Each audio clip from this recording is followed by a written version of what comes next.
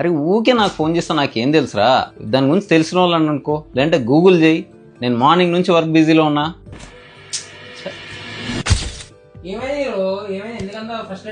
ఏం లేదన్నా, మా అన్న పిల్లలు సమ్మర్ హాలిడేస్ వచ్చినాయి, నన్ను ఎక్కడికైనా తీసుకెళ్ళు అని అడుగుతున్నారు.